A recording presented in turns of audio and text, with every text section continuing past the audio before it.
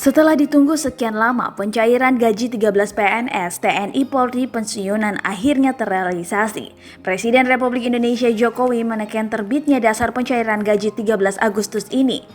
Tanda tangan Jokowi mengakhiri spekulasi penantian pencarian gaji 13 PNS TNI Polri pensiunan. Presiden Joko Widodo telah menandatangani peraturan pemerintah nomor 44 tahun 2020 mengenai pemberian gaji pensiunan, tunjangan atau penghasilan ke-13 tahun 2020 pada Jumat 7 Agustus 2020. Dengan demikian, gaji ke-13 untuk pegawai negeri sipil akan segera cair dalam waktu dekat.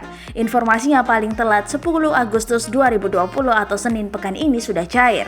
Lebih lanjut dijelaskan untuk PNS, prajurit TNI atau anggota Polri yang telah meninggal dunia, tewas atau gugur serta hilang, maka besaran gaji ke-13 yang diterima akan sebesar 1 bulan gaji terusan pada bulan Juli.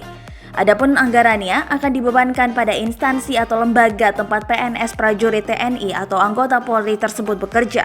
Sementara untuk penerima pensiunan gaji ke-13 paling banyak meliputi pensiunan pokok, tunjangan keluarga, dan atau tunjangan tambahan penghasilan.